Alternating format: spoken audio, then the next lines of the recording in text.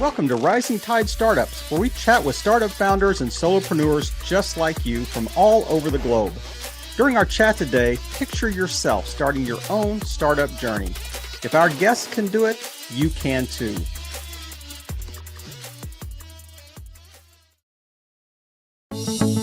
Every episode of Rising Tide Startups is sponsored by Podbrand Media. Let Podbrand create and host your company branded podcast. Learn more at podbrandmedia.com. This is Rising Tide Startups, and my name is Kevin Pruitt. It's my honor to host this podcast. I have a great guest with me today, Mike Faraci. Mike, thanks for joining us on Rising Tide. Thanks for having me, Kevin. I appreciate it. We've already had a quick chat and just really enjoyed kind of hearing some stories. It's one of those things where, as a podcast host, you ask questions kind of in the prep time, and then they start riffing on stuff, and you're thinking, "Man, we need to record this." So we just had to hit the brakes and say, "Hey, we need to put that on the other side of the red button here." Hit the red button and start recording. Hit the red button and get rolling. Yeah. But if we met at a networking event there in Orange County, how would you introduce yourself to me? Yeah. Hey, man, I'm Mike, father, husband, LinkedIn junkie, and also founder of Red Button Media. I have a content marketing agency. So let's go back. Let's get in the Wayback Machine here. Yeah. And I mean, you said before we hit the red button, you said something about, being a photographer and kind of having that creative side. But yeah. So walk us through that journey of how you ended up going from holding a camera to where you are today. I started getting into photography when I got my first dog. Honestly, I met someone who became a friend at a dog park. He brought his kind of professional level DSLR camera. I didn't know anything about it, but I thought, that's interesting. Maybe I could get some good pictures of the dog and, family, all that stuff. So I ended up picking up my first kit about, 15 years ago and learned how to make a pretty picture. And I've done some wedding and event photography. I did some paid work, lots of family photos for people, engagement sessions, a little bit of fashion photography, dipped my toe. But not too long after that, Canon started doing this thing with their prosumer level cameras. And this thing was putting a red record button on them. And they were allowing you to shoot video with your DSLR camera, which was kind of revolutionary because it changed the film industry. It changed how things are shot en masse. And it got me curious into thinking, hey, I know how to make a pretty picture. Does that translate directly into making a pretty video? And almost directly, yes, it does. So I kind of turned my attention towards that because I always enjoyed speaking. I was always good on stages. My job involved a lot of educating. And that was a way for me to bring kind of a creative aspect and a creative spin into the corporate education that I was doing for mortgage companies at the time when I was working for them. So instead of saying, hey, army of salespeople, we have a new mortgage loan program. Here is 30 pages of guidelines for you to go home and read with a warm glass of milk and fall asleep to. I was able to do a 5 or 6 minute explainer video. Here's what this program does. Here's why we onboarded it. Here are the holes that it fills. Here's how you sell it to your clients. And all of a sudden, new product adoption started. No doubt about it. Yeah. Over time and things like that. Got into content marketing in 2021 because some of my mortgage related educational content started getting out into the public, unbeknownst to me, but it did. I had a founder of a fintech startup reach out to me and said, hey, do you just want to come run our marketing? And that was kind of my first foray into marketing in general. But we built that company. It was a fintech mortgage startup. They were running some Facebook ad spend and things like that when I first signed on at the beginning of 2021. And they were generating about a dozen warm leads a week from first-time home buyers. 13 months later, when I ended up leaving to make a move to somewhere else to build something different, 13 months later, we had dropped all paid ad spend and organic content marketing was bringing in 24 warm first-time homebuyer leads a day. Wow. So that type of growth in, the 2021 market environment for mortgage and real estate was booming through COVID. Rates were low, things like that. Interest was high. But just getting out there. And video was the foundation. And then we took all the messaging from the videos and parlayed that into written content for SEO purposes and posting on platforms and all of that stuff. And that's kind of the foundation that I built Red Button Media around. Only I'm not just doing it for me, we're doing it for our clients also. I mean, was there a moment where you thought, "Hey, instead of me working for somebody, I'm kind of feeling like I'm a little unemployable anyway, because I have this Yeah. creative spin to me, and I want to kind of control my destiny a little bit more than, headed in a direction." But what was that moment where you said, "Actually, I need to start this as an independent company and maybe So contract services yeah, back?" that's interesting. So I tell this story often because it resonates with some people and other people just can't understand it. Um, I never felt unemployable. I'm teachable, smart guy. I I know a little about a lot, Hmm. and then I know a whole lot about a couple of things. So I'm always able to be in the conversation. So employability was never really an issue. Building something for yourself, there's more to be said for that. You just Yeah. get tired of building things for other people, and about after doing that 3 or 4 different times and never getting the resources allocated or the things that are promised to you, it makes you want to step out and do a thing. But there was not a noble reason for me to start this company. I am not a founder out of vision. I am a founder out of necessity. Hmm. And those are two extremely different Yeah. things. At the end of 2022, the mortgage industry kind of imploded on Hmm. itself. Rates went sky Yeah. high throughout the course of 2022, and a whole lot of industry professionals found themselves, they sugarcoat it and say displaced, but we were S-canned, man. Like we were fired. I didn't get fired, but I did have my salary cut in half. Hmm. And that happened at the end of 2022. And when your salary gets cut in half, when you have a 9 year old and a 1 year old Mm. and a wife who recently tendered her resignation so she could stay home and take care of the 1 year old full Yeah. time, I was left with not enough money to pay the bills and I had to find a way to put food on table and diapers on butts. So the first thing I did was drop all my pride and start looking into Uber Eats routes and dog walking gigs in the neighborhood. Like I didn't Hmm. care. I had to feed my family. Yep. I ended up having a conversation with Dan, the founder of that fintech startup I worked at in 2021, who kind of jump started my marketing career. He said, "Man, you got to stop selling yourself short on what you do with video content because it's amazing." So he gave me the kind of verbal slap upside the head that I needed, and I was Hmm. like, "Okay, And affirmation. yeah, Yeah. let's try to build something. Let's try to reach out to some people." I had a couple very good friends that reached out to their networks for me. And in February of 2022, I had onboarded my first 2 clients. And in March of 2022, I had 4 clients and we were able to pay the bills again. And that's when I realized there might be some traction here. Hmm. From there, it's been a whole lot of developing and iterating Yeah. and product and service development and honing your ideal client personas. ICP identification is huge. Hmm. For me, I had a huge seed change around that at the end of 2023. Realized that the ICP that I was talking to was not at all my ICP whatsoever. Because when I looked at the clients that were actually signing up, they were not the people I was talking to in my content. So I had to make a Hmm. lot of changes. Yeah. At the beginning of this year, I released a whole new product offering, which was much more full service. So we weren't just producing and providing content for businesses.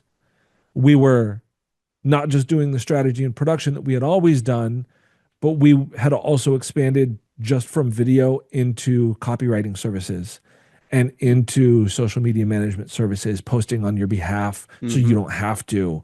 Just kind of the ultimate time savings type of package. Right. But that was a higher ticket item. Hmm. And as a self-doubter who overthinks things, I didn't know if I could sell that.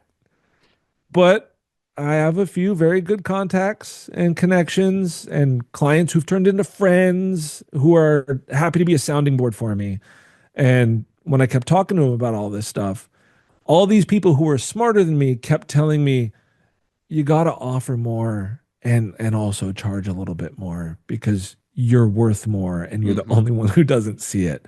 So I took a leap of faith and listened to the people who are smarter than me. And lo and behold, started onboarding clients at the beginning of 2025 on this more full service offering, and just kind of got comfortable with that. So this whole thing started as just me.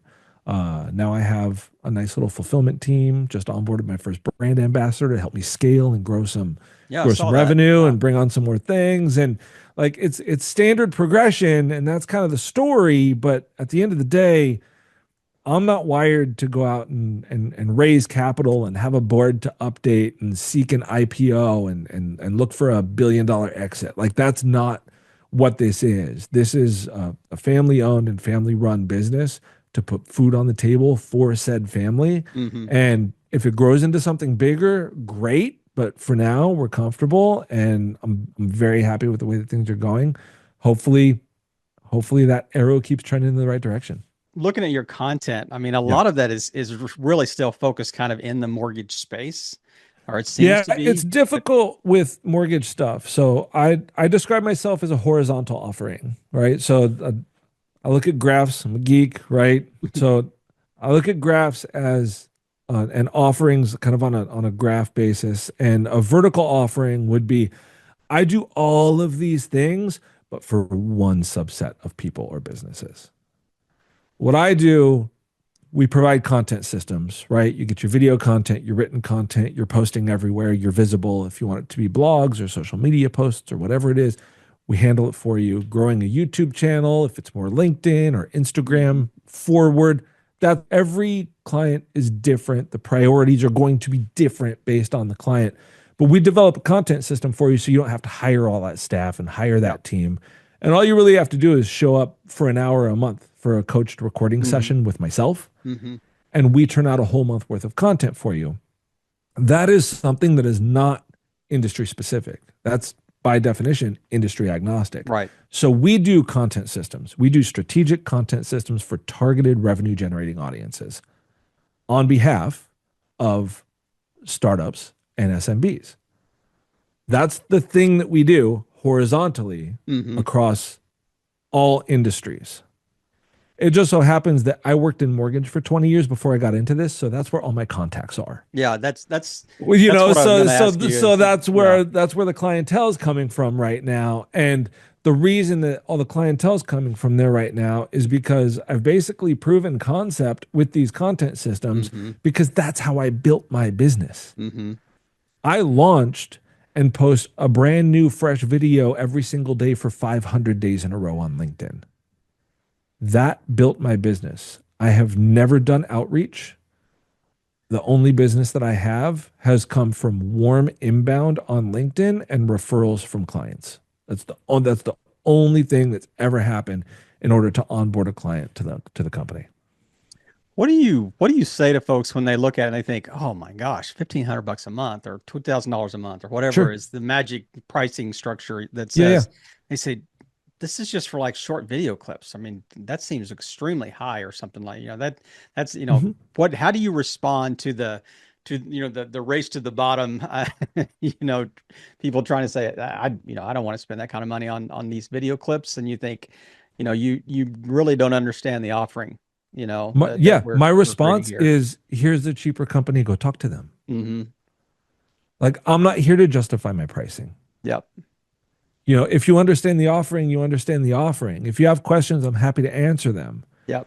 At the end of the day, what you have to do, if you're not sold on organic content in 2025, I don't want to talk to you. Because you're so far behind that it's going to be hard for you to catch up no matter who you work with. Yeah, that's a steep learning curve. It's 2025. It works. It's been proven for a decade now. Yeah. The people that I want to talk to are the people that know that the content works, know that they should really be out there a little bit more, but they're uncomfortable on camera. They don't have time to edit. They don't have time to be in these platforms all the time. It's the time savings and the accountability. We make sure that you're going to do it. We ensure that it's high quality, and we make sure it's going out all the time so we can actually boost your visibility so you can develop relationships with people you wouldn't have met otherwise. Yeah. Imagine walking through the hall at a conference and having people already know who you are and what you do. That's what content does for you, Mm-hmm. because it's a digital conference happening 365 days a year. That's a good word. Why do you Yep. think Apple spends millions upon tens of millions of dollars a year on billboards on the side of freeways? That is not an ROI trackable activity by Mm-hmm. definition, Mm-hmm. but they're spending boatloads of money because they know that at any given time, somebody driving down that highway is 2 days away from making a phone purchasing decision. And if they don't show up there, Samsung will. Yeah. It's the visibility over time. It's the familiarity bias Mm-hmm. that breeds. That's a human thing. Familiarity bias is huge. There's been studies done that show that couples that make eye contact for longer fall in love faster. We're not talking about love, we are talking about trust. Mm-hmm. So, would you, Kevin, would you trust somebody that you've seen once or twice, maybe, and you ran into them and they said, hey? Or would you trust somebody like me when I was walking down the street, knowing that you've seen the last 24 videos I've put up on LinkedIn? You've been hearing my voice, you know my message, you've seen my eye contact. After a couple of dozen videos, following me for a couple of months, you've probably seen my son. You've probably seen my dog. You probably know that I play Exactly. golf. You probably know that I love comic books. You like all of this stuff, right? Like, who are you going to want to converse with? The person that you don't see, or the person that shows up consistently and you trust is going to be there? Yeah. That's Yep. familiarity bias. And that trust makes it easier to open doors and get calls on the books and develop relationships. And all of that stuff just ends up turning into business. And if it Mm-hmm. doesn't turn into business, it turns into friendships. So you're Yeah. winning both ways. Plus, I mean, I think your content is consistent with your branding. So it's like, 100%. the things you create, they're fun, they're edgy, it's this idea that, if I came on and I was stodgy and kind of Yeah, stiff, I mean, then I had this background, of all the Captain America and all the stuff behind that's right. Yeah. it just there wouldn't be a match. There would be a disconnect, Yes. and it wouldn't resonate. But I want to And ask that's you what we about do the for our clients too. Like when we edit videos for our clients, we're not shipping it off to an unlimited video editing service that we use in the background. Like, yeah.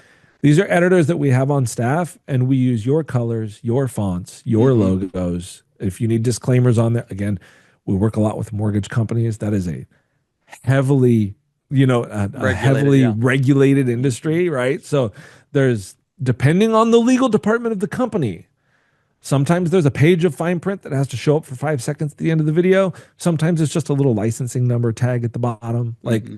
it depends on the company's interpretation.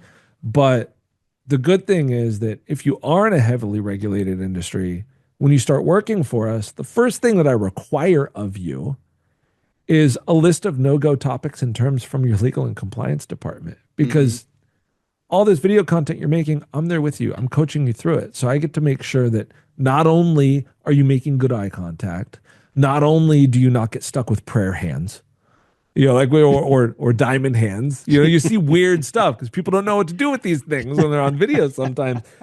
But I make sure that you stay away from all the no-go topics and terms, so you never hear the phrase, "Did you run that one by legal?" Yeah.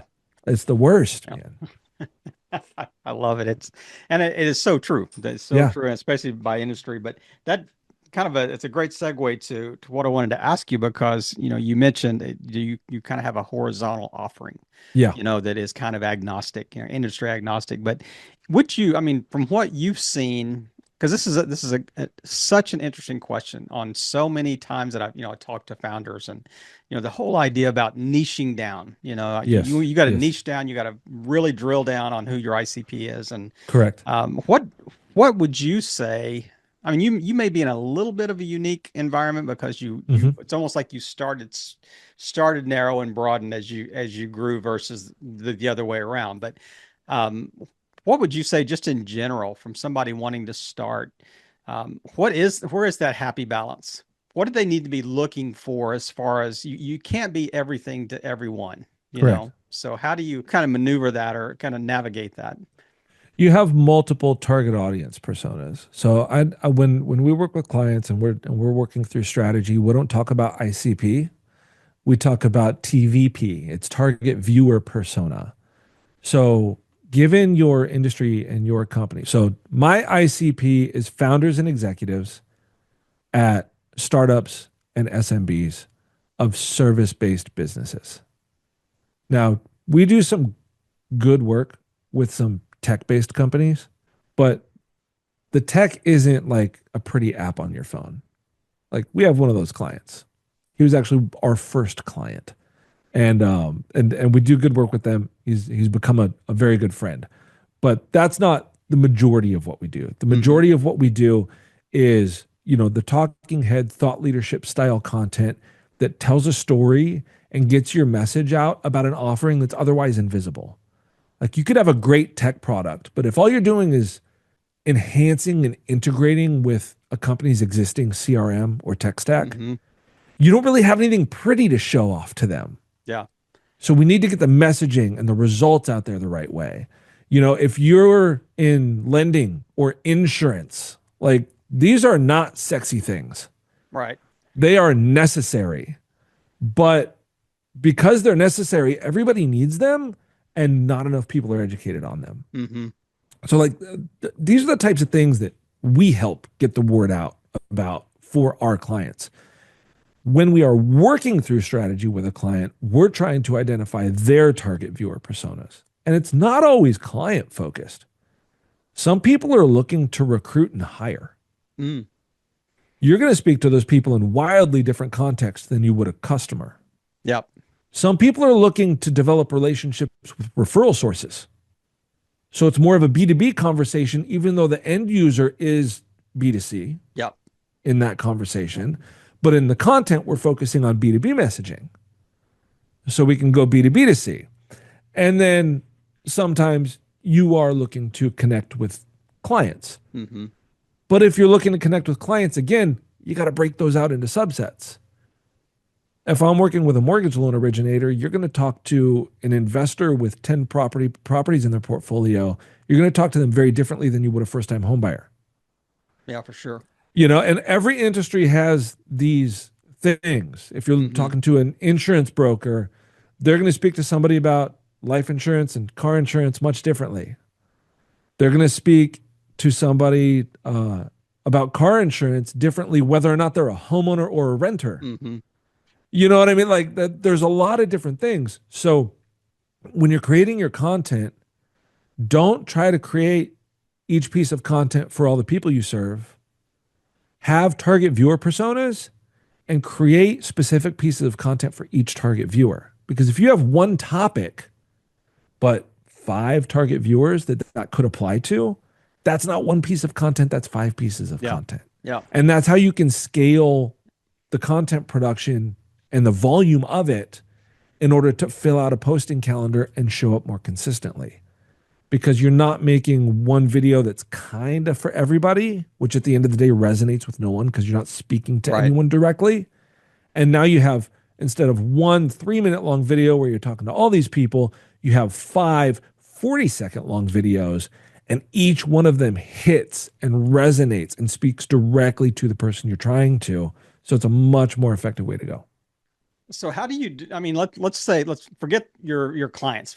Just say the content you're creating just for Red Button, just for the my own personal stuff. Yeah. Right. If you're creating, a variety of clips with, a different when you said target viewer personas. Yes. How do you target those on, say, LinkedIn, for instance, or are you just publishing them in your main channel and kind of the viewers kind of resonate to that's it. That's the beauty of it. If you are effectively speaking to multiple target viewer personas, you don't have to target it or call anything out.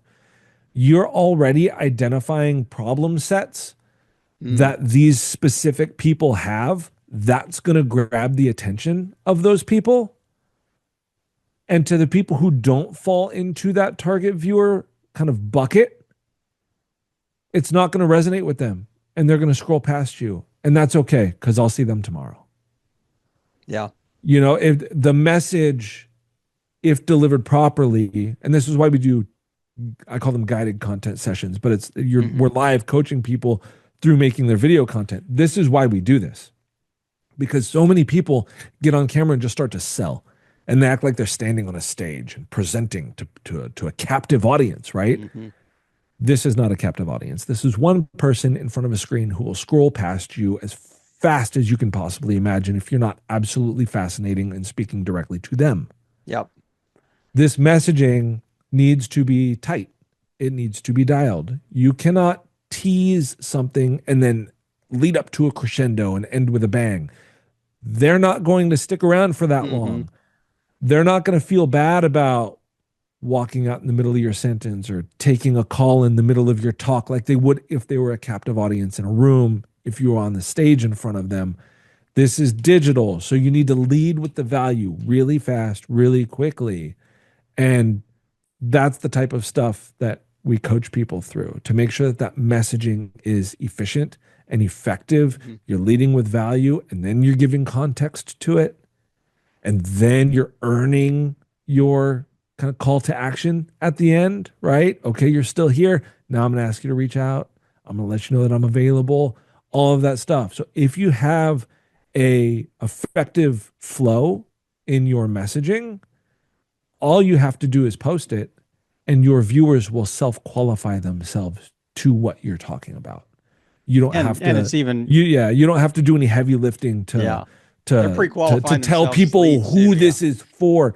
And then the good thing is, when you avoid saying, this is just for these type of people, no, just talk about that type of person's specific problem. Because every once in a while, somebody in a slightly different target viewer bucket is going to say, well, that's not my problem, but I got something similar to that. So you're going to catch some ancillary viewers also who start to pay attention to you.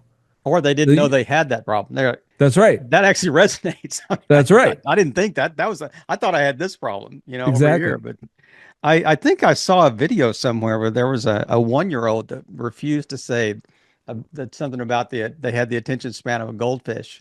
That I think I saw that somewhere. It seems like Hit the Red Button or some company like that did this. Yeah, I don't know. I don't know. It sounds like an idiot. It sounds like an idiot, man.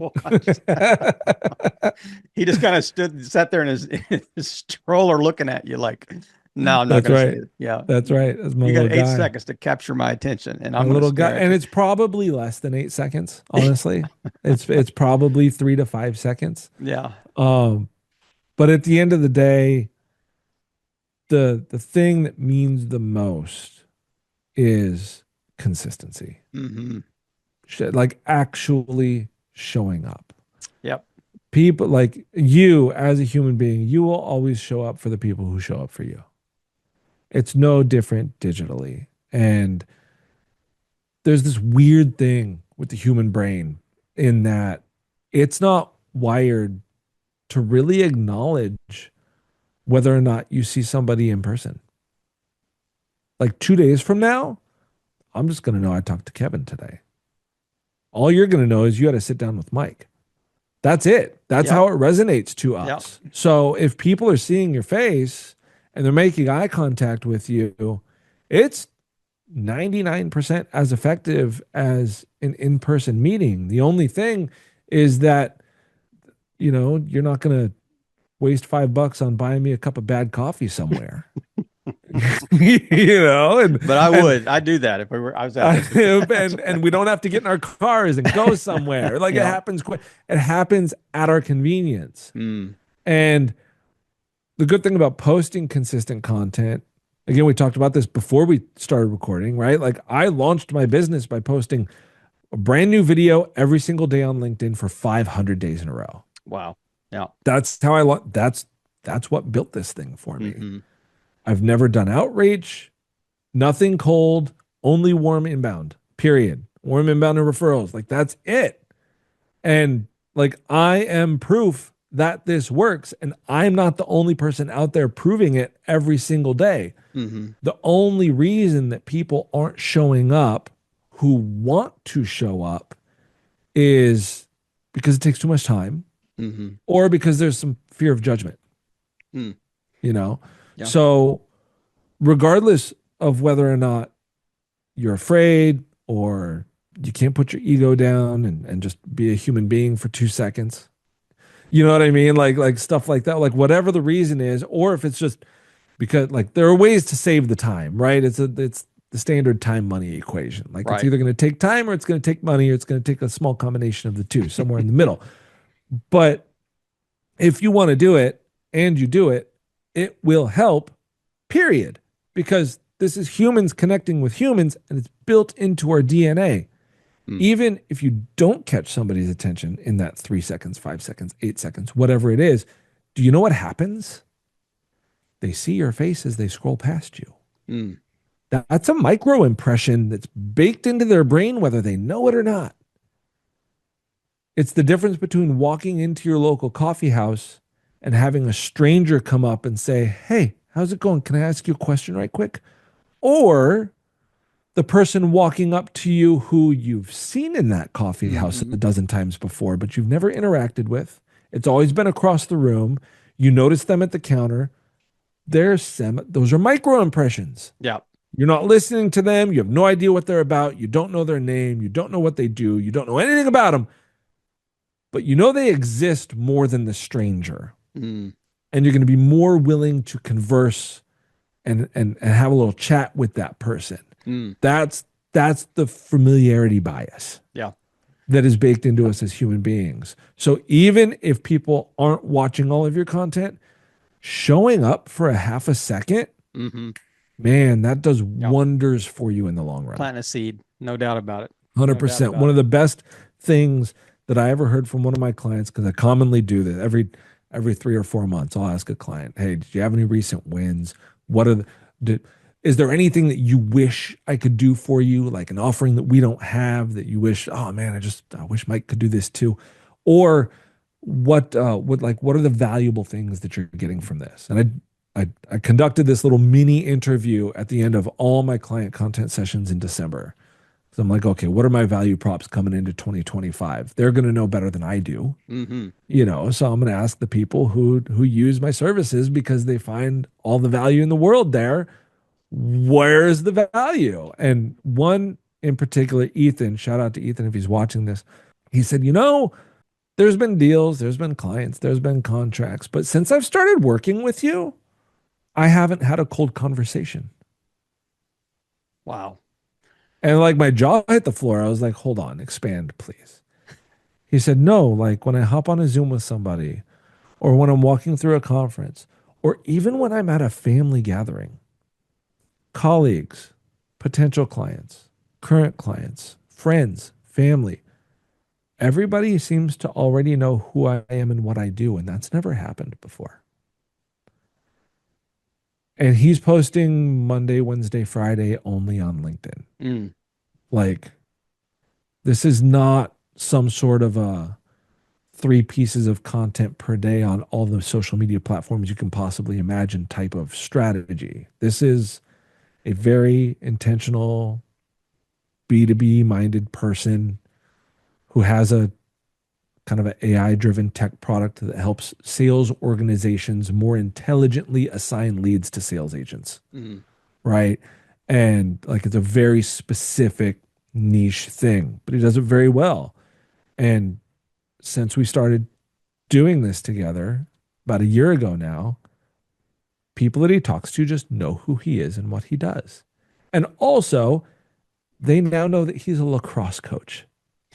Yeah. And they now know Yeah. some of the books that he enjoys to read in his free time. And like, it's just more reasons to converse and communicate and build relationships and do business. You got that on video, I hope. You got that testimony on video that you can that's just more social proof that this works. That's right. That's right. It just works. I love the way you kind of frame that. And I mean, if there was a takeaway, it's that, hey, I don't do cold outreach anymore. Because it's just created, I never did. Inbound. Well, I mean, even your clients never had to. that are seeing the benefits of this, like Ethan is seeing the benefits of this, but that's right. And like the ROI thing is always a big question for people. Like, what's the always. what's the ROI on this? What's the ROI? And the way that I try to frame ROI is like I do that really annoying answer a question with a question thing. Mm-hmm. In the discovery calls, well, what's the ROI on this content system going to be? It's like, oh, okay. Well, do you sponsor or attend industry conferences? That's a big topic of conversation, especially because it's kind of conference season right now. Yep. I always ask, oh yeah, we do conferences. That's great. What's the last conference you did? And they'll tell me about one a month or two ago. I say, well, did you and the team attend or did you sponsor? Regardless, it comes down to how much did all that cost at the conference? 30 grand, 50 grand, $120,000, we only had 3 people go. We just attended, but hotels and tickets, it's $10 to $15,000. And then we hosted a lunch. And okay, so we're spending some decent money on conferences. Why did you go to the conference? To show up for our clients, to be visible for our audience, to show up for the people that we're trying to do business with, to do all that. Great. What was your ROI on that conference? Crickets every time. Every time. Nobody knows. Nobody knows. And they say this as they're writing the next $50,000 check to sponsor the next conference. Yep. And I said, well, okay, so if there's no projected ROI and there's no ROI data on the one you just did, why do you keep doing them? Well, because if we don't do them, then our competitors are going to, and our clients are just going to connect with them. And I say, bingo. What do you think this is? It's a 365-day long digital conference. That's what's happening. If you don't do this, your competitors are going to, and your future clients are going to connect with them. Posting consistent content is way less of an ROI conversation, and it's more focused on opportunity cost. Because if you don't show up, your competitor will. Mm-hmm. You remember the Denny's Grand Slam meal deal? Yep. $1.99, are you out of your mind? That big old campaign, right? Mm-hmm. When Denny's stopped running that TV campaign, because they tested these things all the time, when they stopped, they saw an immediate 15% dip to their morning revenue across all restaurants. And it wasn't because they were killing it with $2 plates of food. It's because when people thought breakfast, they were no longer thinking Denny's. Mm-hmm. And then they turned it back on and the 15% came right back. Like, it's top of mindedness. Mm-hmm. There's reasons that the biggest companies in the world, the Nikes, the Apples, the Disneys, spend upwards of 7+% of their top line revenue on marketing every year. That would put Apple at like a $27 billion ad spend or something crazy, or 27 million, I think. It was $27 million on marketing, because they make billions of dollars. And not all of those millions are spent on directly ROI trackable, P&L spreadsheetable type of activities. Yeah. Most probably it's aren't. the billboards we talked about. Mm-hmm. You know what I mean? It's Nike putting their swoosh on every single damn product they make. It's like all of these things happen because it's not an ROI trackable activity. It's to stay away from the opportunity cost of not doing it. Mm-hmm. Because they know that if they're not doing it, if Nike's not showing up in these places, Adidas will. If Apple's not showing up, Samsung will. Google will. Microsoft will. All this is the thing that's happening. It's just a little bit more difficult to wrap your head around because it's not pay to play anymore. Mm-hmm. You don't have to pay for the ad campaign on TV. You don't have to pay for the print ad in the magazine. It's like, for the first time ever, the distribution of our business content is given to us for free.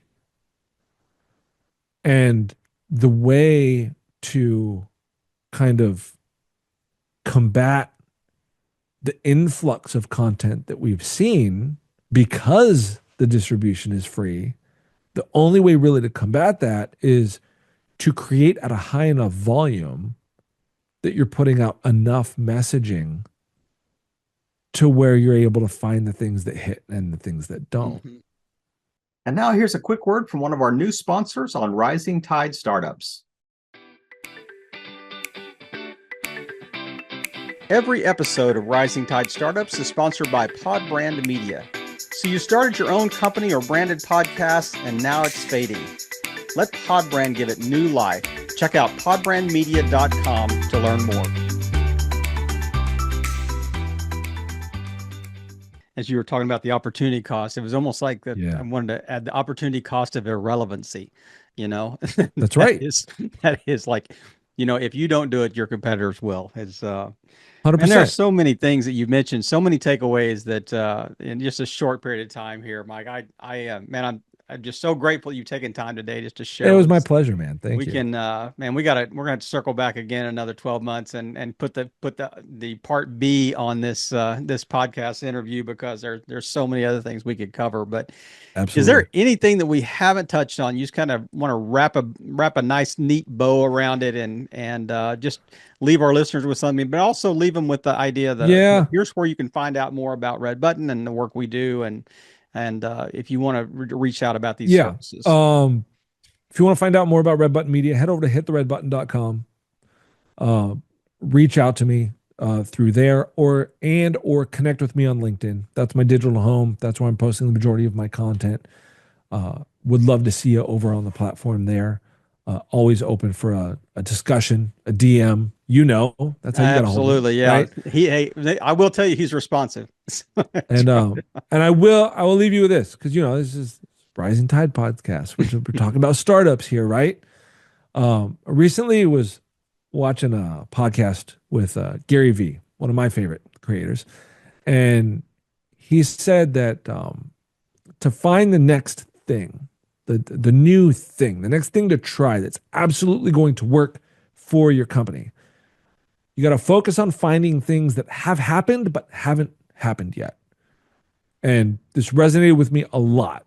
It's the thing that's been proven but hasn't been adopted en masse, right? He was talking about like social selling with TikTok Shop and Whatnot auctions, and like these social media platforms effectively giving anybody who wants one their own little mini QVC channel that they can go sell their products on, and collectible cards, and people do a lot with comic books, but there's a lot of sellers doing millions of dollars in revenue just with clothes and things, like showing them off on these live streams and selling them through the shops. We don't sell physical goods. We're selling services here. So it doesn't quite work the same way. But for us, what is the thing that has been proven but hasn't been adopted en masse yet? And I've been doing a lot of thinking around this. And for me, I really think that thing is the founder-led brand. This has been proven.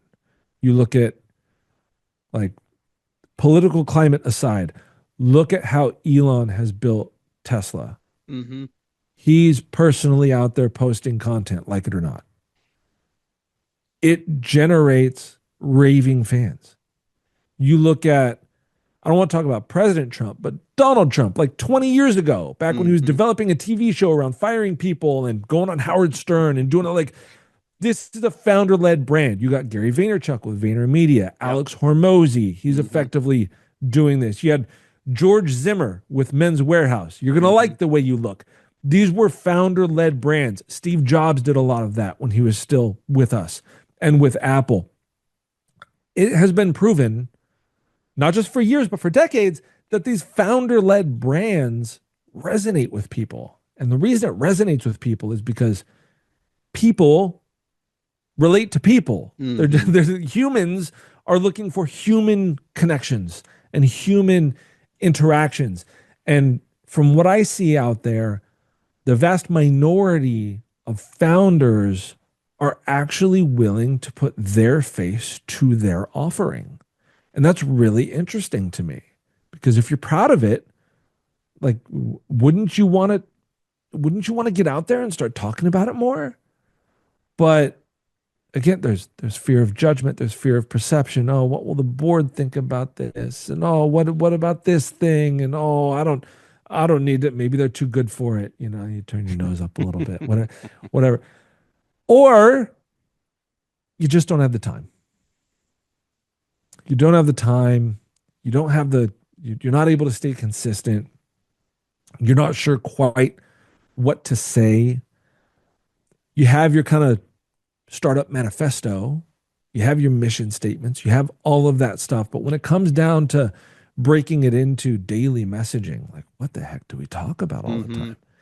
That's what we help our clients with. We help you with the strategy. We help you with the messaging. We handle your editing. We coach you through recording. We handle your copywriting. We handle posting for you. And then we give everything back to you so you can host it on your website if you want to. You put it on an FAQ page.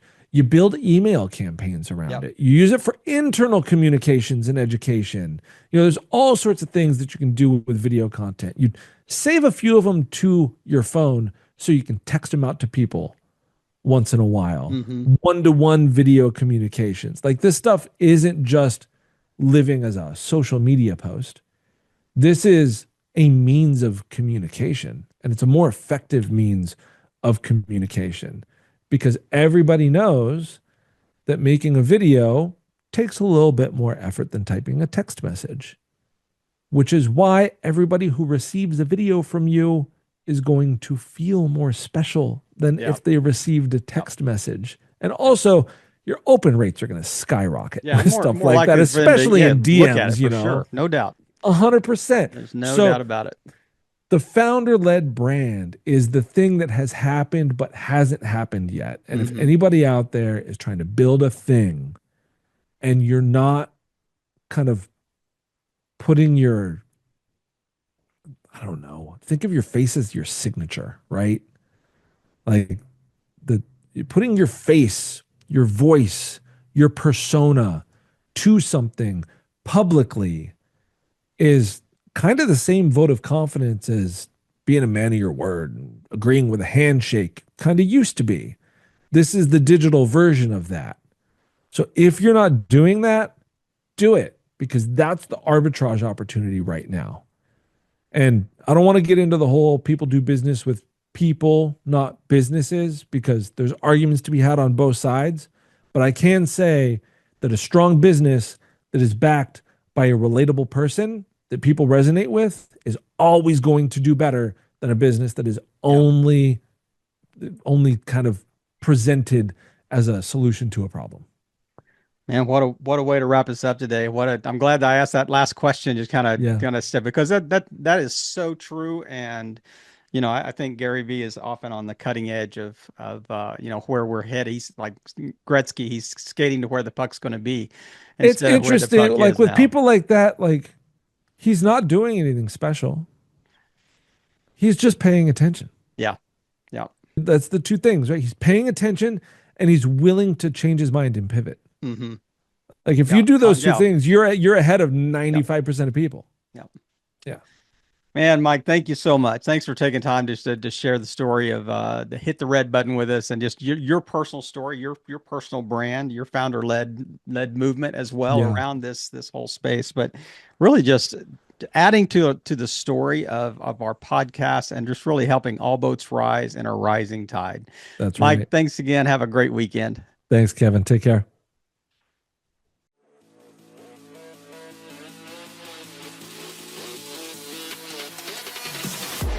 We hope you heard some great takeaways and are now ready to take action yourself. As always, thank you for listening and helping all boats rise in a rising tide.